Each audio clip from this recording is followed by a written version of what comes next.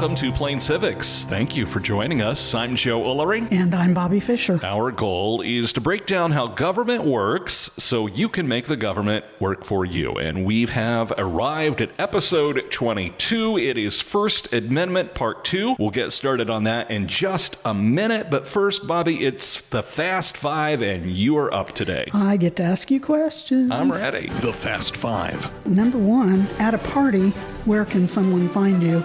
Usually in a large group of people leading the discussion. Oh, so you're the opposite of me. I'm the wallflower.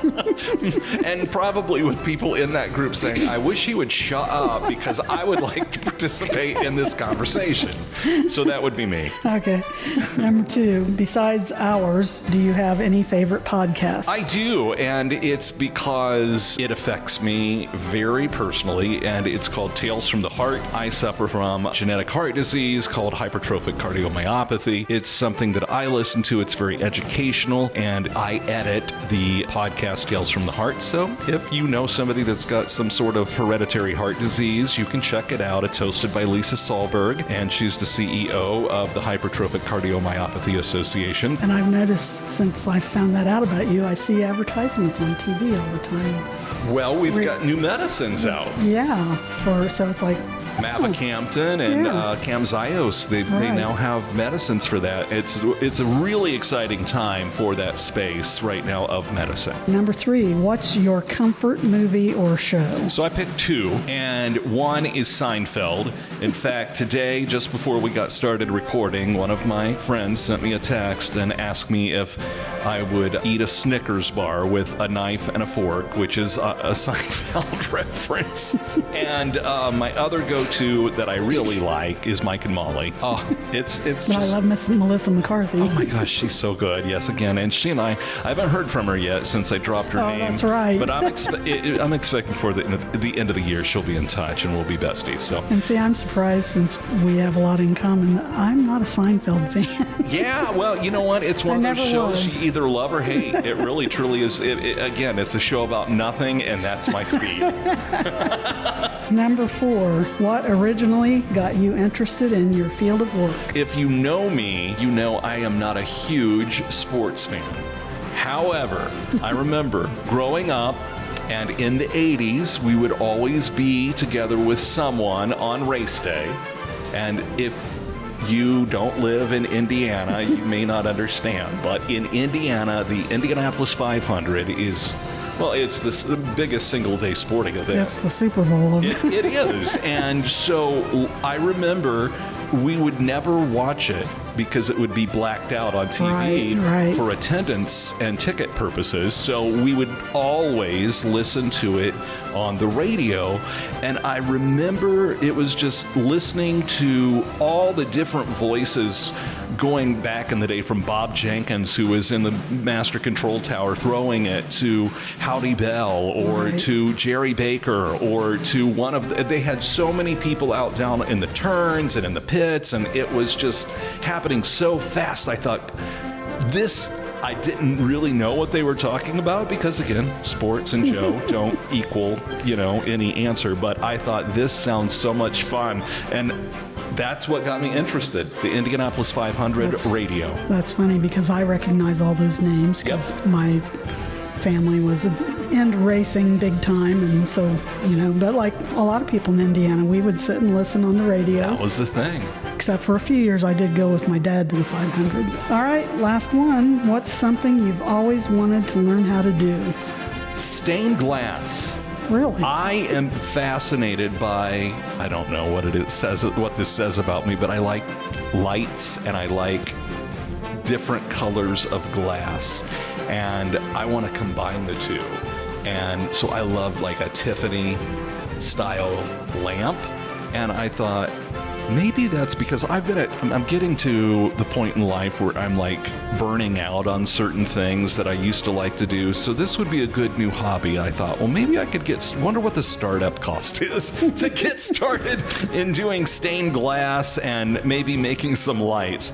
I don't have the space for that in this house. It's probably not going to happen, but it's something I've always wanted to learn. All right, so there we go. That is the more than you wanted to know about Joe today, the Fast Five, and we are getting back to a serious discussion that we've been having from episode 21. We're continuing in episode 22. Bobbi, it is the freedom of expression, the most important part of the First Amendment. Let's get to work.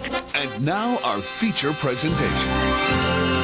So, in the last episode, I discussed the freedom of speech, part of what is known as freedom of expression, found in the First Amendment. As I previously said, if you aren't a regular listener, we will cover freedom of religion, the fifth part of the First Amendment, in a later episode. As a reminder, or if you haven't listened to episode 21, here again is the text, the full text of the First Amendment. Congress shall make no law respecting an establishment of religion or prohibiting the free exercise thereof, or abridging the freedom of speech or of the press or the right of the people peaceably to assemble and to petition the government for a redress of grievances. Like freedom of speech, freedom of the press is essential to a democratic government. A free press ensures that citizens have the information they need to make good decisions, even when the government wishes otherwise. Traditionally, freedom of the press applied to the printed word, such as newspapers, magazines, books, and pamphlets. But today it also protects other media, such as radio, television, and electronic media. According to a recent Pew Research Center poll, nearly 3/4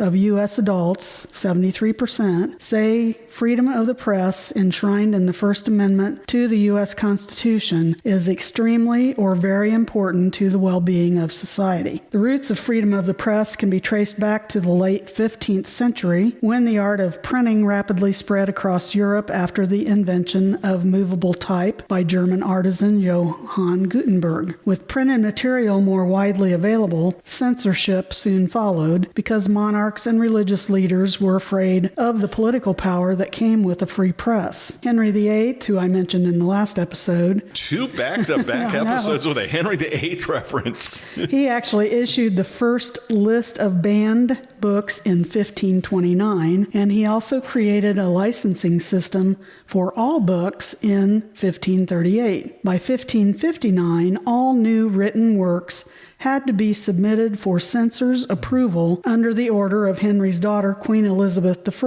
In 1644, renowned Puritan writer and poet John Milton, Paradise Lost, wrote a paper on it. Yep. He criticized England's licensing system, but Parliament did not abolish the system until 1694, so 50 more years. The English courts also had placed another restraint on freedom of the press with the doctrine of seditious libel, which is the intentional publication without lawful excuse or justification of written blame of any public man or of the law or of any institution established by law. The justification for punishing seditious libel was that criticism of the government led to revolution and unrest. Even if writers told the truth, they could be punished for, quote, the greater the truth, the greater the libel, end of quote. Truthful criticism would be most likely to provoke the people to take action against the government. These laws carried over to the American colonies and were eventually tested there, first in the famous Zinger trial in New York in 1735. John Peter Zinger was a German immigrant who knew little English. He was the printer of a New York newspaper that acted as a front for several lawyers who anonymously wrote several articles for the newspaper that criticized the royal governor. After Zinger refused to reveal the identity of the writers, he was prosecuted for seditious libel, which carried a possible death sentence. Wow. Under English law at the time, and this is, I've underlined and bolded this is truly important. Under the English law, truth was not a valid defense against libel charges. Think about that. The prosecution only had to prove that Zinger published the material and the truth of the statements was irrelevant. Wow. Andrew Hamilton, who was Zinger's lawyer, one of his lawyers, argued that truth should be a valid defense and that it was the jury's right to decide on both the law and the facts of the case. The jury found Zinger not guilty, sparking widespread celebration throughout the colonies. While the verdict did not immediately change the law, it was a huge symbolic victory for freedom of the press and public criticism of the government. In defending Zenger in this landmark case, attorneys Andrew Hamilton and William Smith attempted to establish the precedent that a statement, even if defamatory, is not libelous if it can be proved. This case laid the groundwork for freedom of the press. And I wanted to bring in here a term, the Fourth Estate. I hadn't heard it for a long time, and I've heard it used quite a few times recently on different news shows. The Fourth Estate is a term that came from English history, and it refers to journalists and media organizations that report the news. In many ways, the press acts as an unofficial fourth branch of government, serving as a crucial check on the power of the legislative, executive, and judicial branches. Hence, the first three estates are those three branches of government.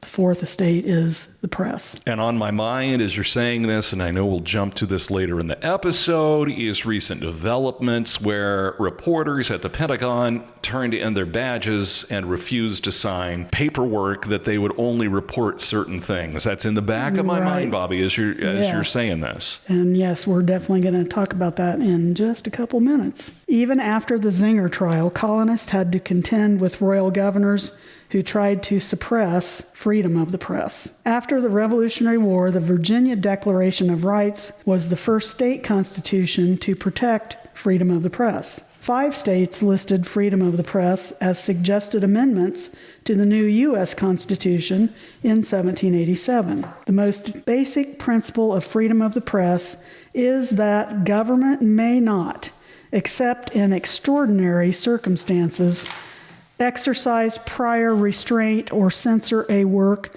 before it is published. Government, however, may punish certain writings after they are published in certain cases. One case where the court upheld prior restraint was in Snepp v. United States in 1980, where the court upheld a Central Intelligence Agency, or CIA, rule that forbade agents from ever publishing information about the CIA without its approval, even when no longer employed by the agency. The case that incorporated freedom of press to apply to the states was Neer v. Minnesota in 1931, when the court struck down a state law that authorized prior restraint. The law allowed local courts to issue an injunction to stop publication of any periodical designated as a, quote, nuisance. The court held that upholding such prior restraint, quote, would be but a step to a complete system of censorship, end quote. The court also warned that prior restraint might be permissible in certain cases of national security. That was tested in the famous Pentagon Papers case. In this case, national security was the issue when Daniel Ellsberg, a former Pentagon employee, illegally copied the Pentagon Papers, which included top-secret documents on the history of the Vietnam War, and leaked them to the New York Times. The New York Times and the Washington Post then published excerpts from the documents. The U.S. government obtained a court order to stop further publication of the Pentagon Papers, the first time the federal government successfully used prior restraint. The newspapers appealed to the Supreme Court in the case New York Times v. United States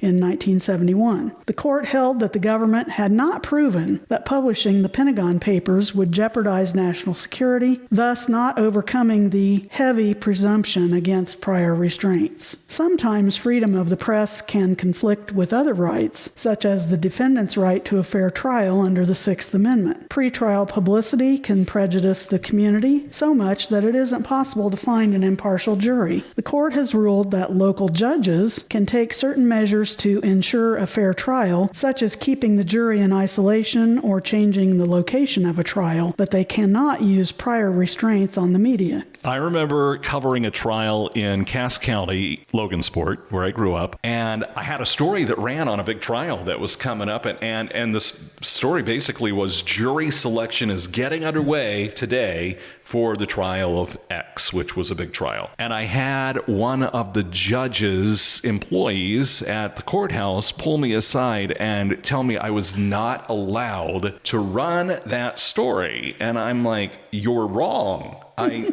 am allowed to run that story. I've run many stories. That was back during the O.J. Simpson case, and we were seeing those kind of stories daily on the national news. And I remember going to this judge, which was always a favorite of mine, and saying to him, Judge, here's what the case is. And he smiled and looked at me and he said, you keep doing what you're doing. You're allowed to do it. So there are the people that try to shut. Yeah, he's still around today, and I admire him because he helped establish the journalist that I became. But it reminds me that there always are people that try to say, you can't do this, but when it comes right down to it, they are wrong, and we do have the right to say this. And there's a good lesson there in just listening to these podcasts and why it pays to know and have an understanding of what your rights are. You recognize that somebody was wrong. And I checked into it and got it validated. And it was nice for me to hear the judge say, look, I trust you, and what you're doing is the right thing. You keep doing you. And as we're going through this episode, this is a very personal episode for me because I can feel my blood sometimes heating up as we go through this. And I think, what would I have done in, the 60s and the 70s? And I admire these editors that kept pushing, even though they were getting pushed back from the government, they kept pushing, and it eventually uncovered truths that we would have never known. Prior restraint is a way the government can limit free press, but individuals can also restrict freedom of the press through libel lawsuits, charging that their reputations have been damaged through fake information. When laws make libel easy to prove, the press is reluctant to publish information because they fear potential lawsuits. In New York Times v. Sullivan in 1964, the court made libel harder to prove when public officials are involved. The court held that in cases where a public official was criticized for official conduct, errors of fact alone were not enough to prove libel, nor was carelessness in printing the error. To win a libel suit, a public official had to prove the error was made with actual malice. Confidentiality is also important to reporters, just like it was to John Peter Zenger back in 1735. Today, reporters often claim that freedom of the press guarantees their right to withhold the names of their confidential informants. Without confidentiality, they argue that many sources would not reveal information vital to the public interest. And I just think again to the president, all the president's men. Yes. Watch that movie. Yes, very, very related to this. The court ruled in Brandsburg v. Hayes in 1972 that reporters, like other citizens, must respond to relevant questions asked of them in the course of a grand jury investigation or a criminal trial. Many states have enacted shield laws that protect reporters against revealing confidential information. If the press breaks its promise of confidentiality to a source, the Supreme Court ruled in 1991 that the source can sue the news organization that had promised confidentiality. Yeah, and I just think practically of that in my business. You gather these sources over your career that you can call when news breaks, and if that person has to think, he can make or break me by revealing me, that person's not going to take my call anymore, and they're certainly not going to be part of any story, and they're certainly not going to be part of any journey to the truth. And especially when it comes to, what goes on in our federal government, it's important that we know that people are willing to take these risks, but they don't want to do it if they have to reveal who they are. Right. And it could be risky to them personally. Personally, it could wreck their world. It's nice to know that there are people that are in positions in our government, even still today, that take their jobs and their oath and their dedication to this country seriously. And that's a lot of times how these truths come out. Exactly. Okay, over time, the courts have had to include other mass media forms under freedom of press. So today, film, radio, television, newspapers, and online media are all included. At first, the court did not consider movies to be protected by freedom of the press, but in 1952, the court extended First Amendment protection to motion pictures. The film industry has its own rating system for violence and sexual themes. Radio and television are regulated by the Federal Communications Commission, or the FCC. And in the case Red Lion Broadcasting Broadcasting v. FCC in 1969, the court upheld the power of the FCC to regulate broadcasting more than newspapers and other print media because radio and television use the airwaves, which are public property that may be controlled by the government. The rise of cable television, which transmits through wires rather than over public airwaves, created a new hybrid of free speech. In 1994, the court ruled that because it does not use airwaves, cable television is entitled to greater First Amendment protection than broadcasting, but not as much as newspapers. There is often tension between a president and the White House press corps and the press more broadly.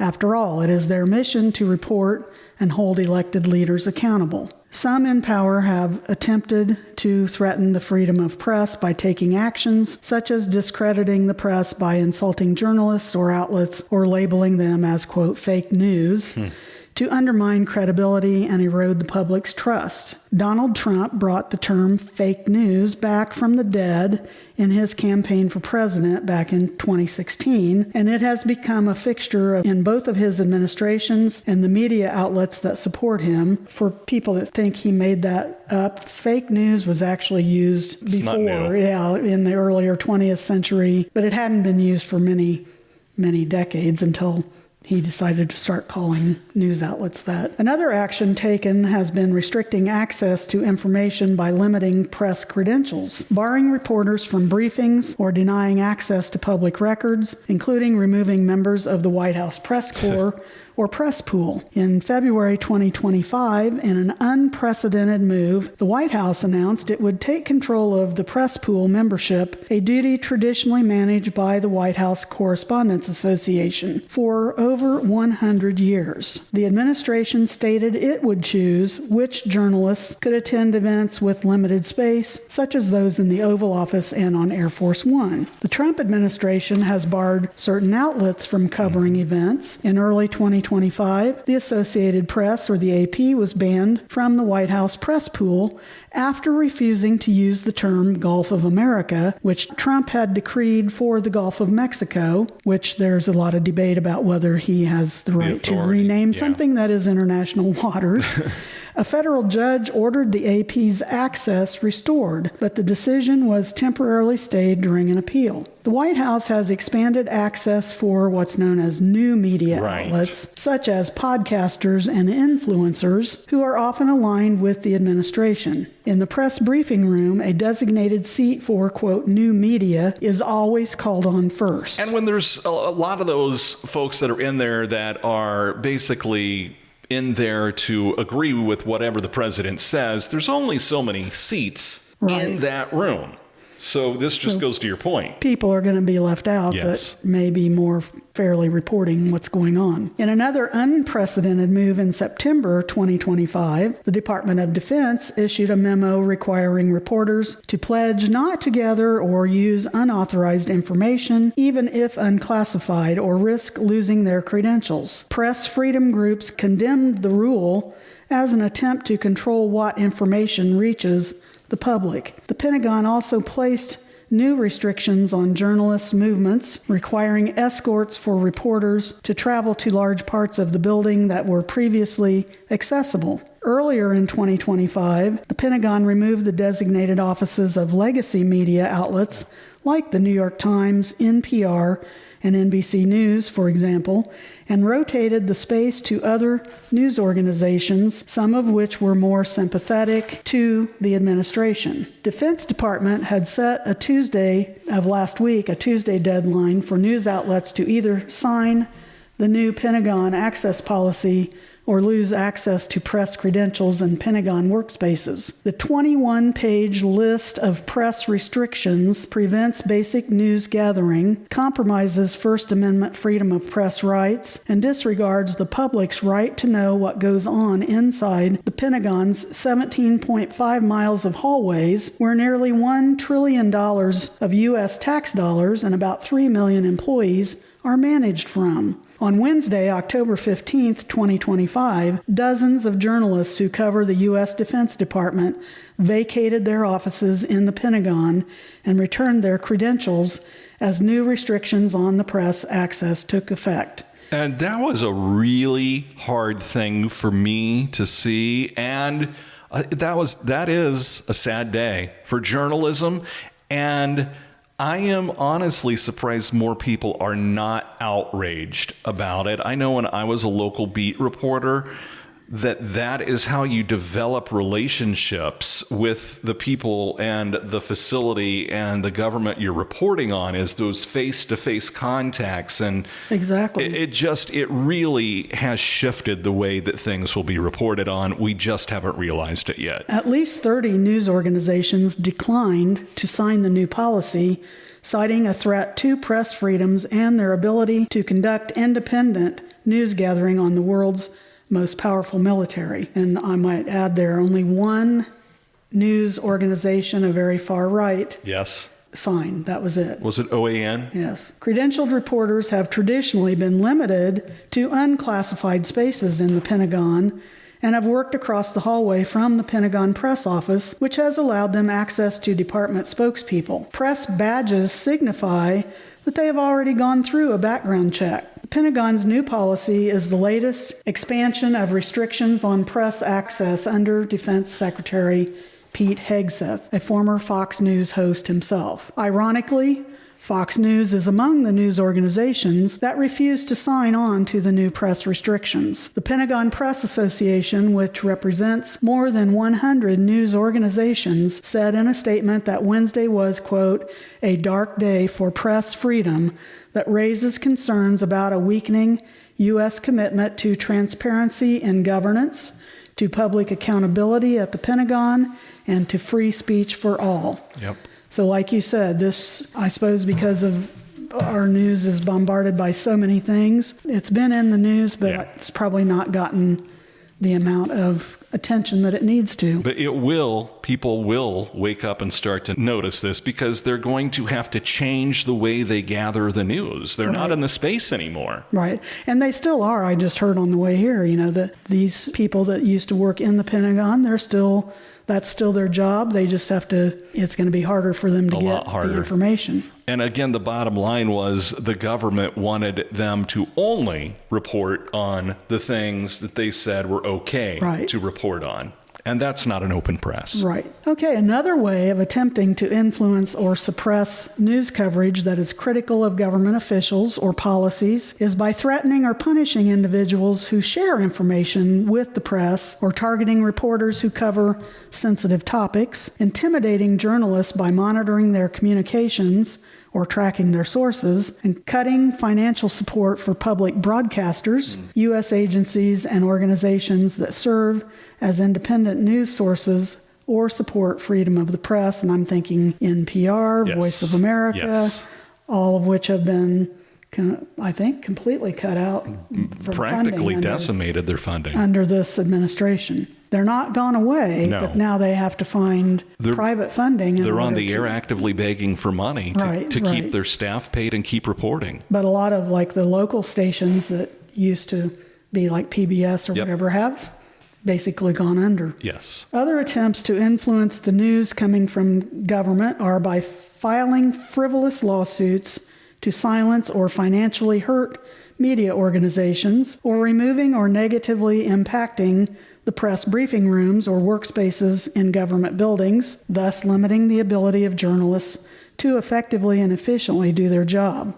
Trump has used lawsuits to intimidate media organizations. In 2025, he filed a $15 billion lawsuit against the New York Times over coverage that was critical of his administration. He also filed suits against other outlets, including CBS News, the Des Moines Register, and Gannett. An FCC chairman appointed by Trump, Brendan Carr, has threatened broadcasters with fines or license revocations over content seen as critical of the administration. We saw this recently with the temporary suspension of late-night talk host Jimmy Kimmel, who is often critical of the Trump administration, but public outcry against Kimmel's suspension and other attempts to suppress comedians and entertainers won out, and Kimmel was reinstated. Both the president and his allies have frequently engaged in personal attacks and harassment against journalists and entertainers, which many historians have compared to the harassment that took place during McCarthyism during the Red Scare in the 1950s. And it's interesting,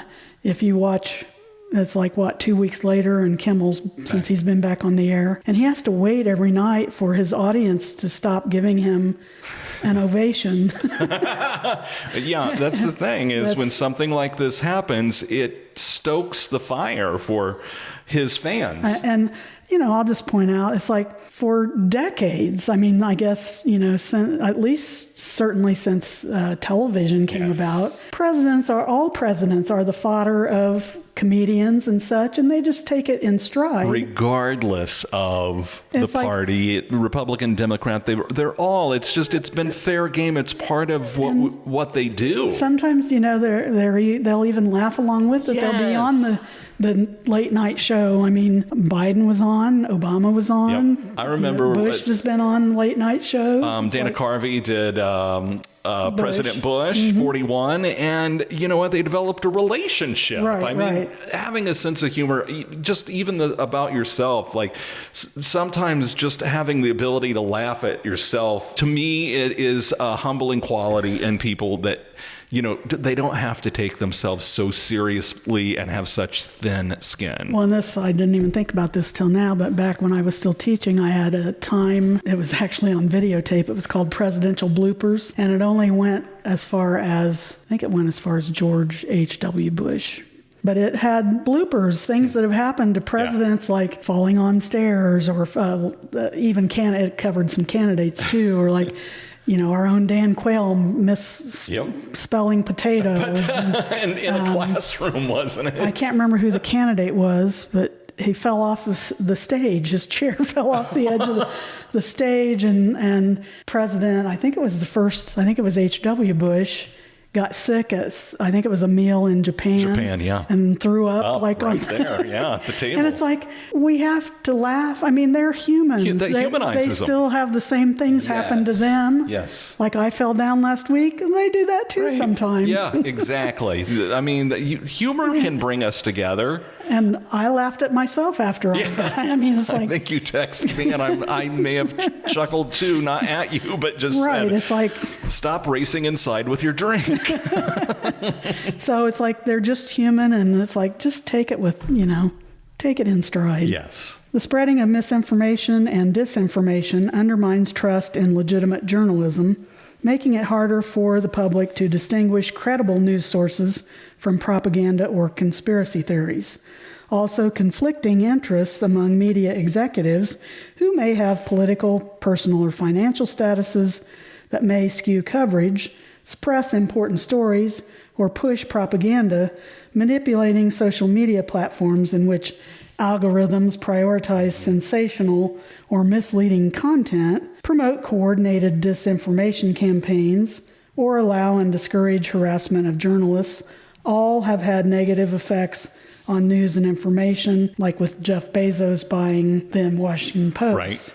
And like this was the first presidential election that they did not do an editorial or an endorsement. Did not support or endorse a candidate. I mean, and all the money, like the tech bros who run Facebook and some of these social media have put into campaigns. It's like, it's too much. They're too closely involved. The Trump administration has also been accused of attempting to hide records and communications from FOIA requests. FOIA stands for Freedom of Information Act. Administration officials have, in unprecedented acts, removed thousands of pages of information from various agency websites, including those for the Department of Justice and the Centers for Disease Control and Prevention, just to name a couple. Some federal agencies have barred communications teams from speaking publicly, limiting the flow of information. All of these actions make it more difficult for the independent press and for citizens to find information that should be freely available to us and that helps keep the government transparent as it should be. And I'll just jump in there and say, in my full-time job as a reporter,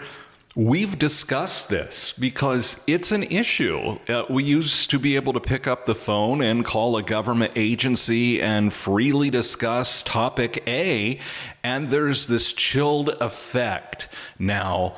people don't return our calls or they ignore our emails because they don't want their name in the news with that story because they don't want singled out or retaliated against. And there's just no way around not talking about that. That is absolutely happening today. I've also seen and heard that on some of these government websites, they are also making kind of propaganda videos that they're showing, kind of like the one they wanted shown in the airports. Which some refused to show, was that the one that was basically blaming Democrats for the shutdown? Yes. And those are against what's known as the Hatch Act. Yeah. I'm mentioning a lot of things that have been happening under this presidential administration. Again, we're not being political. This is the truth, and it's unprecedented.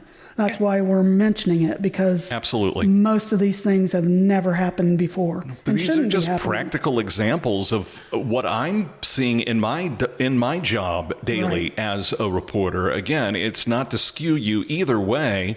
We welcome folks from both sides of the aisle to listen to this. These are very important conversations that give you permission to talk about how you feel, and the folks that disagree with you permission to talk about how they feel. And I'm speaking right now as a reporter who's seeing in real time how some of these things are having a chilling effect on people from feeling like they can fully do their jobs or communicate about it. Right. And again, it's the facts. These aren't made up things. These are really happening. And if nothing else, if you didn't realize it, hopefully it will help more people realize what's really going on and that they should be concerned. So press freedom faces growing threats with increasing efforts to turn media outlets into government-controlled platforms, kind of what we were just talking about. The independent press is not and should not be a propaganda machine. Finally, let's look at the right of the people peaceably to assemble, which is generally more easily known as freedom of assembly, and to petition the government for a redress of grievances. A lot of times people are like, a what? Yeah. Redress just means you're asking them to correct something that you don't like. That's your grievance. Or to solve, I put on here, or you're wanting the government to solve a certain problem, for example. Historically, the right of petition was protected far more than the right of assembly. Again, going clear back to the Magna Carta in 1215 and the English Bill of Rights in 1689, Englishmen were afforded the right to tell the king about their grievances without fear of retribution. In America, the colonists set out a long list of grievances to the king in the Declaration of Independence in 1776, which we read way back in episode 3 or something like that. It was 20-some grievances they had against what the king's policies. Now, King George III basically ignored it and failed to respond to the colonists' list of grievances, which the Declaration pointed out that, quote, in every stage of these oppressions, we have petitioned for redress in the most humble terms. Our repeated petitions have been answered only by repeated injury, end of quote. And just as a reminder, this declaration wasn't the first time they had asked the king to stop doing these things, but instead of stopping, or they might end one act or whatever, and then they would institute a new act. So they just kept piling it on, basically. This failure to respond by the king led to the Revolutionary War. When the Bill of Rights was being proposed, the right to assemble was considered by some to be trivial and not necessary. But others pointed out that if the government could deprive the people the right to assemble, then it might deprive every other privilege as well. So it stayed in the First Amendment.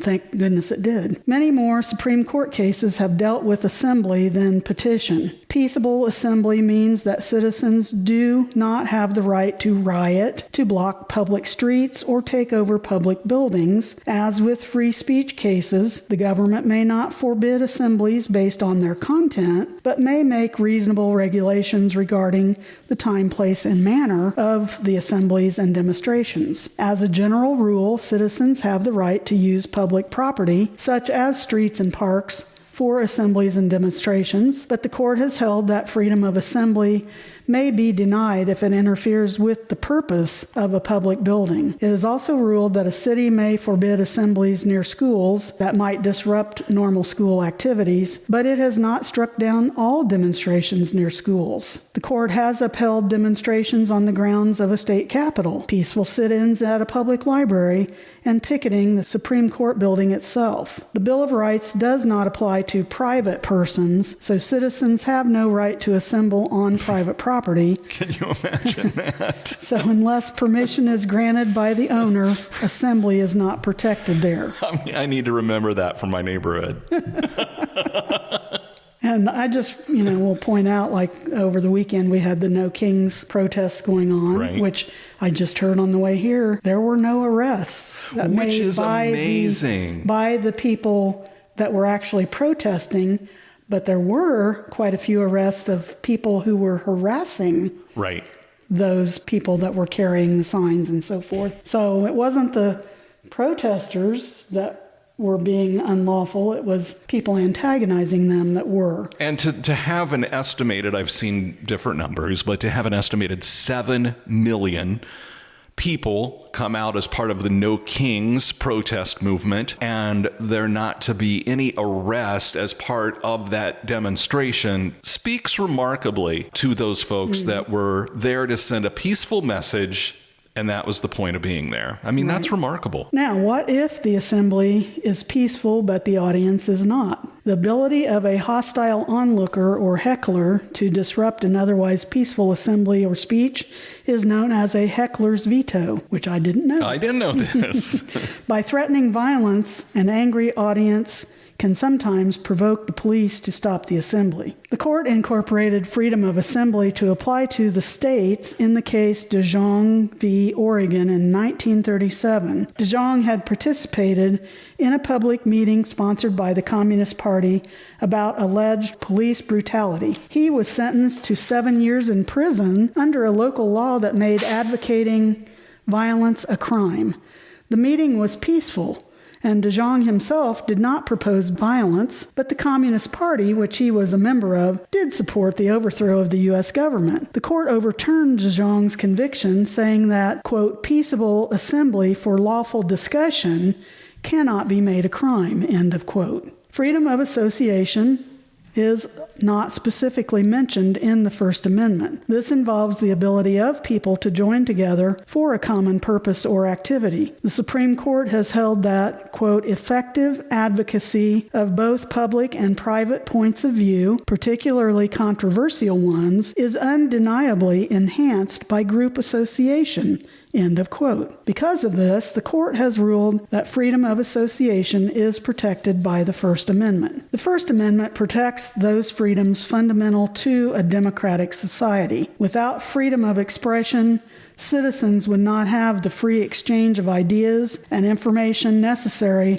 to make sound political decisions. The First Amendment helps ensure that democracy is not just majority rule by uninformed extremists, but rather a government run by well-informed citizens who respect each other's differences. In an essay titled Who Are the Best Keepers of the People's Liberties by James Madison, which was published in the National Gazette on December 20th, 1792, Madison stressed that, quote, mankind are capable of governing themselves, end quote, by responsibly electing their government representatives and then holding them accountable to the purpose of their constitutional government. Madison continues by stating that first among these purposes was protection of the natural rights of the people who had established the government, and first among the responsibilities of citizens was continued vigilance and action in support of their rights. Madison also said that the people are, quote, the best keepers of the people's liberties,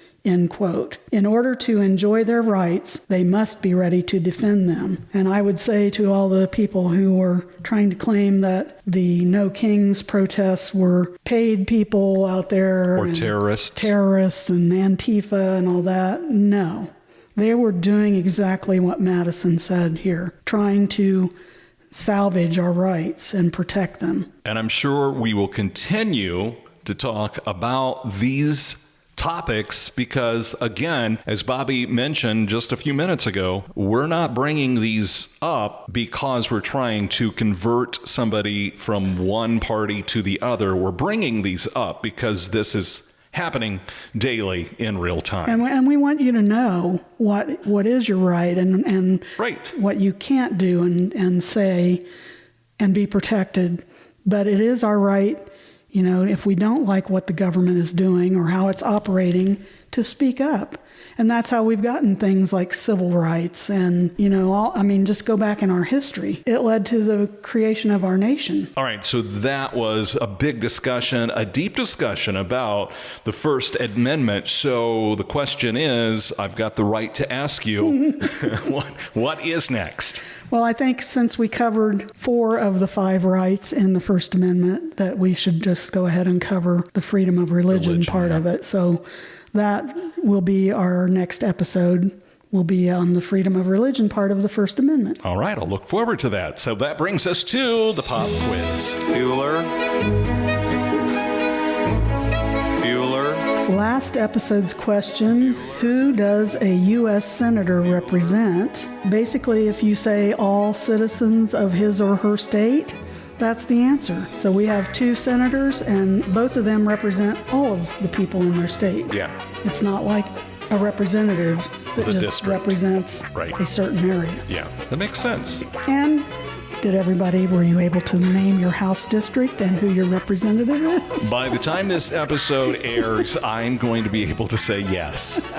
If you've not done that, look it up. See who your House representative is from the state in which you live and, know that number. Speak to them. Let them hear from you. There are ways to contact them. They represent you. Well, they're supposed to. That they are supposed to represent you. Yes, so communicate. And kind of with them. on that same line, our question for this episode, staying on the idea of representatives, the question is, why do some states have more representatives or members of the House than other states? And there are actually 3 different ways you could answer this. Just think about what we've talked about in the past, and you should be able to answer why there are different numbers of representatives. And that brings us to the Plain Civics Honor Roll.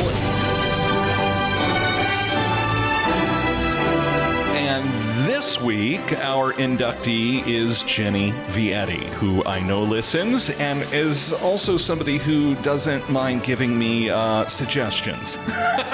It's in a fun way. So I appreciate her listening to our podcast. I also appreciate her telling others about our podcast. And if you tell others or come back and give us feedback, you may end up an inductee in the Plain Civics Honor Roll. Send us a message on Facebook, review one of our episodes, give us marks on the podcast platform that you listen to us, or just send us a message on one of our social media platforms and we'll throw your name in and you may be the next one. So again, congratulations to Jenny Vietti for this week's Honor Roll inductee for Plain Civics. And that is it for this episode of Plain Civics, breaking down the basics. No politics, just facts. Thanks for listening, and until next time, stay informed and stay engaged.